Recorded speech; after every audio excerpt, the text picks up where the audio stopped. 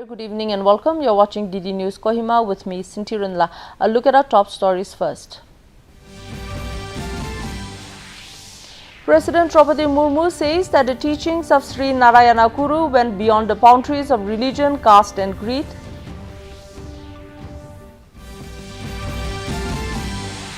Nagaland Chief Minister Dr. Rio emphasizes the importance of humanitarian work in times of growing global challenges. Home Minister Amit Shah lays the foundation stone for the 6-lane Shantipura-Korat GIDC road in Sanand, Ahmedabad. And India re-elected as Vice Chairperson of Conference of Parties COP10 Bureau to the International Convention Against Doping in Sports. Now the details. Nagaland Chief Minister and Vice President of the Indian Red Cross Society IRCS Nagaland State Branch Dr. Nipi Rio has called upon citizens to uphold the values of compassion, service and humanity while addressing the 38th annual general meeting of the society held at the Red Cross complex in Kohima on Thursday.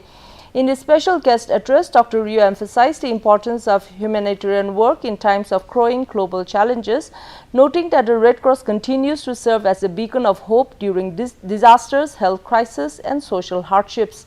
Paying tribute to the late Governor La Ganesan, who also served as President of the IRCS Nagaland, the Chief Minister recalled his guidance, compassion and unwavering commitment to humanitarian causes. Dr. Rio lauded Akale Vizol Kamo, General Secretary of the State Branch, for her outstanding leadership and dedication, which earned her the National Red Cross Certificate of Appreciation for Women 2022-23. Highlighting this year's theme, Keeping Humanity Alive, the Chief Minister urged members to continue promoting kindness and empathy without discrimination. He encouraged greater youth participation, describing young volunteers as the torchbearers of empathy and the future of the Red Cross movement in Nagaland. The AGM also featured the release of the IRCS Nagaland Annual Report 2024-25, experience sharing sessions by district representatives and a presentation by Ketul Hugo Kire. Humanitarian assistance even to the most remote corners of our state. I would like to make a special mention of our General Secretary, Mrs. Akale, of the Indian Red Cross Society. President Draupadi Murmu has said that the teachings of Sri Narayana Guru went beyond the boundaries of religion, caste and creed. The President today inaugurated the observance of the Mahasamiti centenary of Kerala's spiritual leader and social reformer Sri Narayana Guru at Sivagiri Mutt in Varkala. The President said Sri Narayana Guru promoted literacy, self-reliance and moral values among the oppressed communities. She said Sri Narayana Guru's message becomes even more relevant in today's world. The President paid tributes at the Mahasamiti. Kerala Governor Rajendra Viswanath Lekar and Ministers V.N. Vasavan and V. Sivankudi were among the dignitaries who attended the event. President Draupadi Murmu, who is on a four-day visit to Kerala, will attend the Platinum Jubilee celebrations of St. Thomas College, Palai in Kottayam this evening. She will conclude her visit tomorrow by attending the centenary celebrations of St. Teresa's College in Ernakulam. Intellectual pursuit with a moral compass, I was shown an image of the college emblem. The motto of the crest has words of Latin origin for life, light and love.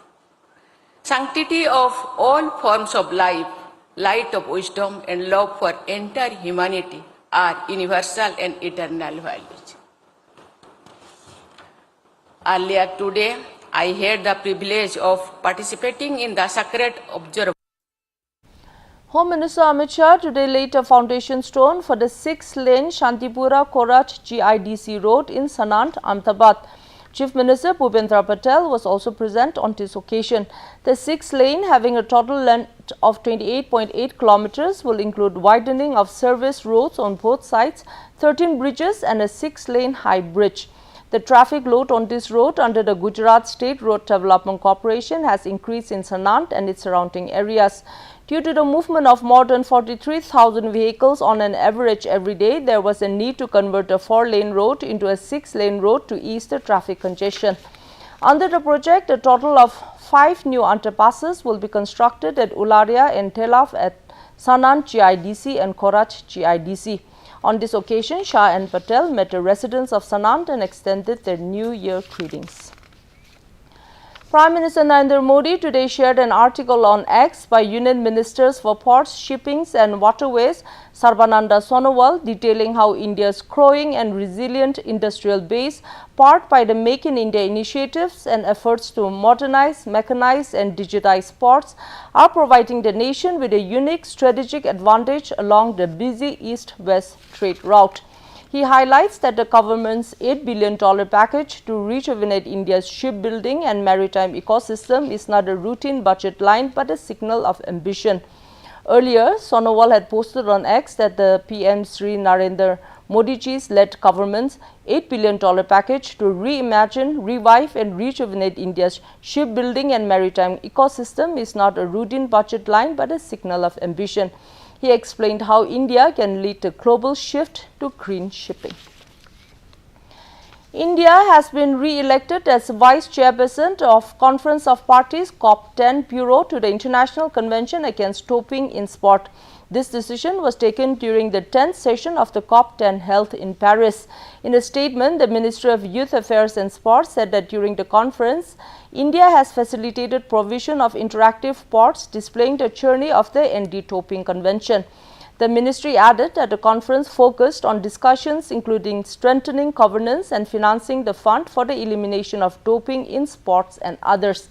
The conference also marked the 20th anniversary of the Anti-Doping Convention, which is a legally binding international instrument committed to promote integrity and eliminate doping in sport globally. And it's time now for a short break. Please stay with us. Video like करने के पैसे मिलेंगे? So easy. अनजान links पर click मत कीजिए। RBI कहता है जानकार बनिए, सतर्क रहिए। वीडियो लाइक करने के पैसे मिलेंगे? So easy.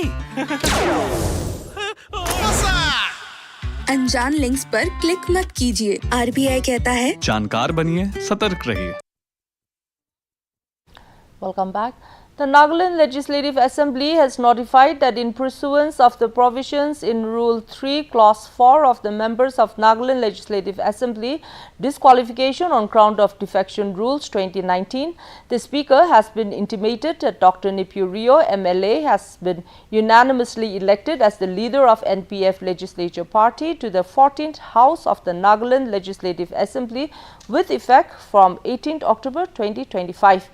And in another notification, the NLA has notified that in accordance with the provision of paragraph 4, clause 2 of the 10th schedule of the Constitution of India and in consonance with the members of Nagaland Legislative Assembly, disqualification on ground of defection rules 2019, the Speaker has declared the merger of the 31 members of the Nationalist Democratic Progressive Party (NDPP) with the Naga People's Front (NPF) formally to the 14th House of the Nagaland Legislative Assembly with effect from 18th October 2025.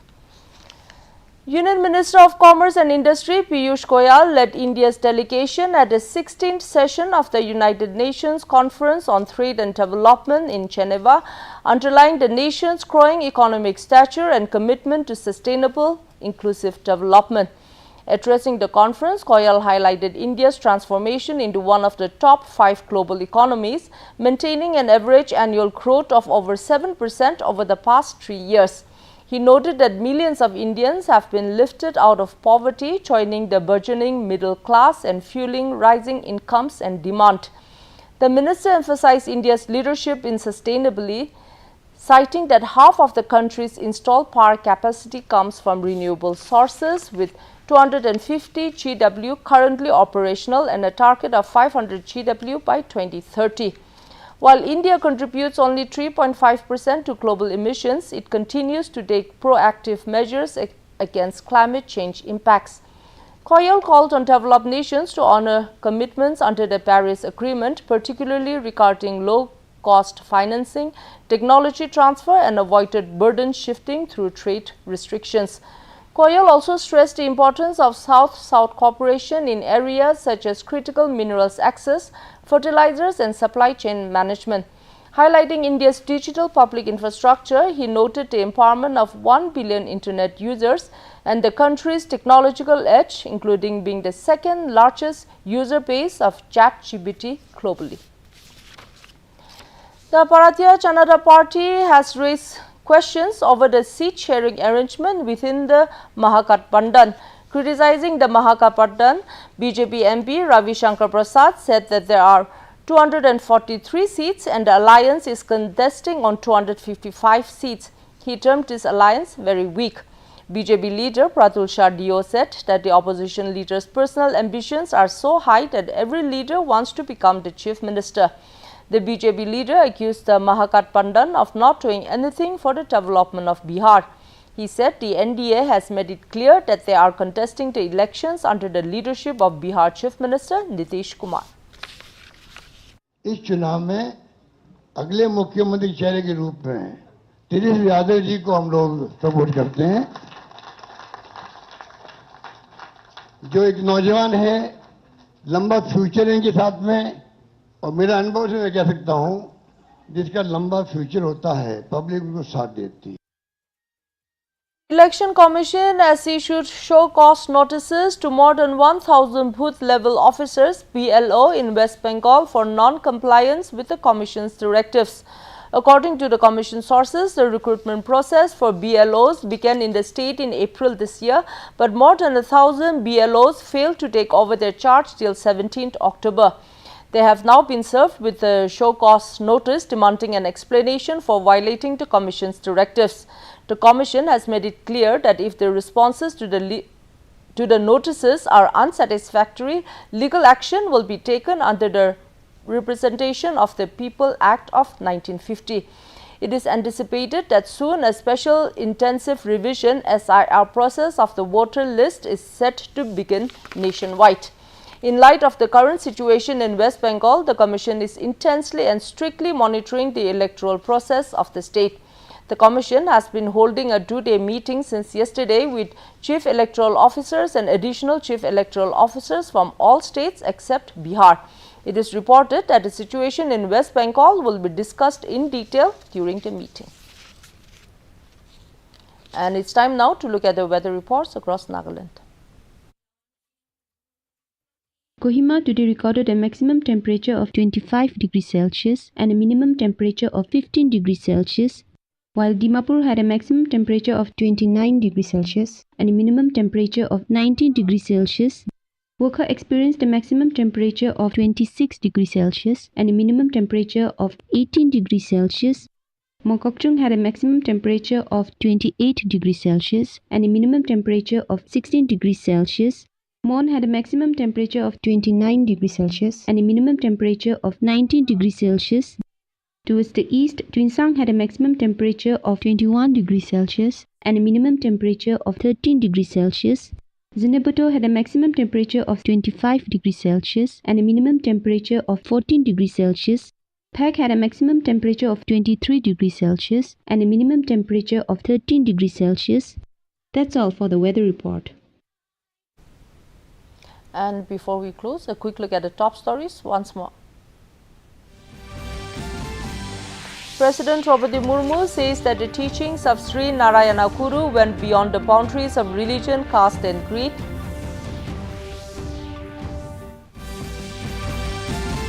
Nagaland Chief Minister Dr. Rio emphasizes the importance of humanitarian work in times of growing global challenges.